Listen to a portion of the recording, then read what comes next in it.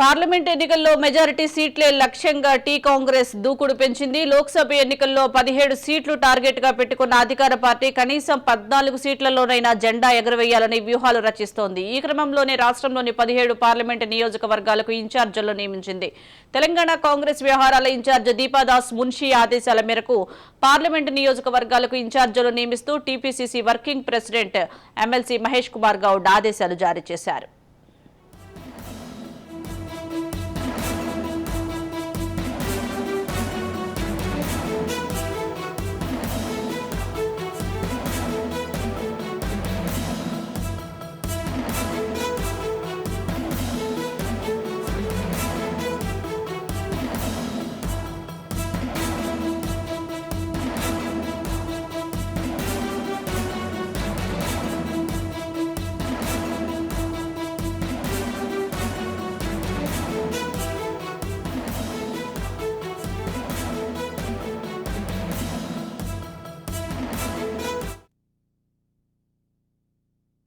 Breaking చూస్తున్నాం. Delhi liquor scam కేసులో arrest అయిన Delhi CM Arvind Kejriwal ED custody ఇవాళ్టితో ముగియనుంది. దీంతో ఇవాళ ఈడీ అధికారులు ఆయన రౌస్ అవెన్యూ కోర్టులో హాజరుపరచనున్నారు. కేజ్రీవాల్ ను మరోసారి కస్టడీకి ఇవ్వాలని ఈడీ కోరనున్నట్లు సమాచారం.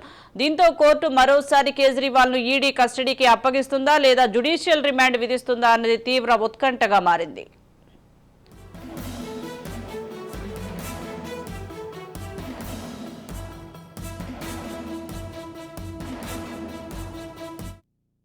లిక్కర్ కేసులో తెలంగాణ మాజీ ఎమ్మెల్సీ మధ్యంతర బెయిల్ పిటిషన్ పై కూడా ఇవాళ విచారణ జరగనుంది. తన చిన్న కుమారుడి పరీక్షలు రాస్తున్నారని, ఈ మేరకు తనకు మధ్యంతర బెయిల్ మంజూరు చేయాలని రౌస్ అవెన్యూ కోర్టులో కవిత పిటిషన్ దాఖలు చేశారు. ఈ పిటిషన్ పై రౌస్ అవెన్యూ కోర్టులో నేడు విచారణ జరగనుంది. ఈ పిటిషన్ ను ప్రత్యేక కోర్టు న్యాయమూర్తి కావేరి బవేజా విచారించనున్నారు. ఈ నేపథ్యంలోనే ఎమ్మెల్సీ కవితకు బెయిల్ మంజూరవుతుందా లేదా అనే ఉత్కంఠ బీఆర్ఎస్ శ్రేణుల్లో నెలకొంది. మరోవైపు ఈడీ అధికారులు మాత్రం ఎమ్మెల్సీ కవితకు బెయిల్ ఇవ్వొద్దని కోరుతున్నారు. లిక్కర్ స్కామ్ కేసులో కవిత ప్రధాన సూత్రధారిగా ఉన్నారని, దాదాపు 100 కోట్ల మేర అక్రమాలు జరిగినట్లు ఈడీ గుర్తించింది. ఇప్పటికే కవితను కస్టడీకి తీసుకుని విచారించారు. ఢిల్లీ లిక్కర్ స్కామ్ కేసులో అరెస్ట్ అయిన Delhi CM Arvind Kejriwal ED custody ఇవాళ్టితో ముగియనుంది. దీంతో ఇవాళ ఈడీ అధికారులు ఆయన్ను రౌస్ అవెన్యూ కోర్టులో హాజరుపరచనున్నారు. కేజ్రీవాల్ ను మరోసారి కస్టడీకి ఇవ్వాలని ఈడీ కోరనున్నట్లు సమాచారం. దీంతో కోర్టు మరోసారి కేజ్రీవాల్ ను ఈడీ కస్టడీకి అప్పగిస్తుందా లేదా జ్యుడిషియల్ రిమాండ్ విధిస్తుందా అన్నది తీవ్ర ఉత్కంఠగా మారింది.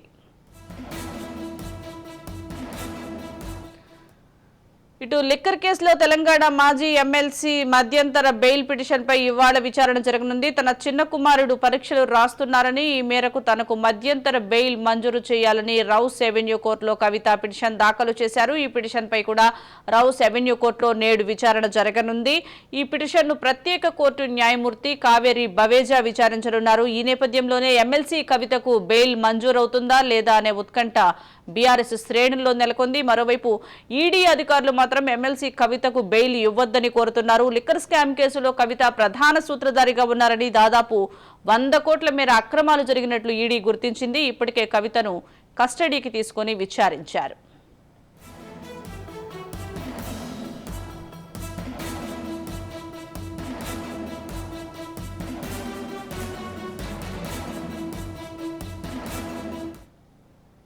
దీనికి సంబంధించి మరింత సమాచారం మా పొలిటికల్ ఎడిటర్ అరవింద్ అందిస్తారు. అరవింద్ చెప్పండి, ఇప్పటికే ఢిల్లీ లిక్కర్ కేసులో అరవింద్ కేజ్రీవాల్ ఈడీ కస్టడీ ముగిసింది. మరి ఈరోజు కోర్టుకు హాజరయ్యే అవకాశం ఉన్నట్లుగా కూడా తెలుస్తోంది. వాదనలు ఎలా కొనసాగే అవకాశం ఉంది?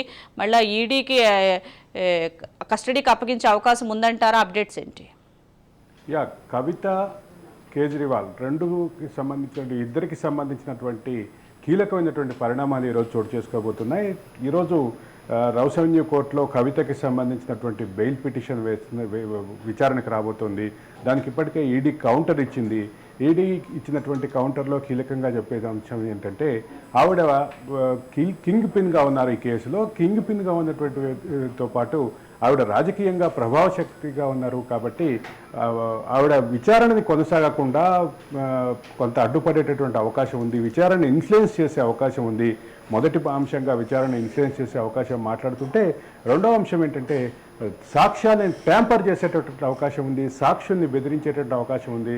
అప్రూవర్గా మారినటువంటి వ్యక్తుల్ని బెదిరించేటటువంటి అవకాశం ఉంది అనేది ప్రధానంగా చెప్తున్నటువంటి అంశంగా చూడాలి సుజాత. అయితే అరవింద్ కేజ్రీవాల్ విషయానికి వచ్చేసరికి అరవింద్ కేజ్రీవాల్ ఏమో ఈరోజు కస్టడీ అయిపోతుంది, ఆయన్ని ఈరోజు రౌస్ అవెన్యూ కోర్టులో ప్రవేశపెట్టనున్నారు. ఈ రౌస్ అవెన్యూ కోర్టులో ప్రవేశపెట్టిన సందర్భంగా ఆయన అటువంటి వాదనల్ని ఆయనకి అంటే ఆయన రిమాండ్ని తిరస్కరించి బెయిల్ ఇవ్వాలంటూ ఆయనకు సంబంధించినటువంటి వాదనలు కూడా ముందుకు వస్తున్నాయి. వీటన్నిటికీ కౌంటర్గా ఈడీ తన కౌంటర్ వాదనని ప్రిపేర్ చేసింది. కౌంటర్ వాదనని ప్రిపేర్ చేసే క్రమంలోనే కొన్ని ప్రధానమైన అంశాలు చెప్పింది. అయితే ఇది ఇట్లా ఉంటే సిబిఐ కూడా మరొక ఇంటీరియం రిక్వెస్ట్ పిటిషన్ వేసే ఆలోచనలో ఉన్నట్టుగా తెలుస్తోంది. ఈ సిబిఐ ఇచ్చేటటువంటి అంటే ఒక పక్క మనీ లాండరింగ్కి సంబంధించిన ఈ కేసులో మనీ లాండరింగ్కి సంబంధించినటువంటి అంశంలో ఇచ్చినటువంటి ఆరోపణలు, దాని నేపథ్యంలో వచ్చినటువంటి ఈడీ కేసు, ఈ prevention of money laundering act ఏదైతే పిఎంఎల్ఏ యాక్ట్ ప్రకారం పెట్టినటువంటి కేసు ఏదైతే ఇట్లుంటే, రెండో పక్క సిబిఐకి సంబంధించినటువంటి మరో కేసు కూడా ఇదే అంశంలో కొనసాగుతుంది. అంటే ప్రభుత్వ ధనాన్ని పక్కదారి పట్టించేటటువంటి ప్రయత్నం జరిగిందనేటటువంటిది ప్రధానమైన ఆరోపణగా మరో కేసు కూడా ఉంది. కాబట్టి ఇప్పుడు సిబిఐ కూడా తమ కస్టడీ కూడా ఇవ్వాలని పిటిషన్ వేసే అవకాశం ఉంది. ఈ సందర్భంగా వీళ్ళిద్దరిని సిబిఐ కస్టడీకి తీసుకుంటే, సిబిఐ కస్టడీ కనుక కోర్టు అనుమతిస్తే మరికొంతకాలం ప్రస్తుతానికి బెయిల్ పిటిషన్ తిరస్కరించి మరికొంతకాలం ఈ జైలు జీవితం తప్పని పరిస్థితి, కస్టడీ జీవితం తప్పని పరిస్థితి అరవింద్ కేజ్రీవాల్కి, అదే సందర్భంలో కవిత కూడా ఉన్నటువంటి విషయం గమనించాలి Sujatha. Right, thank you Arvind.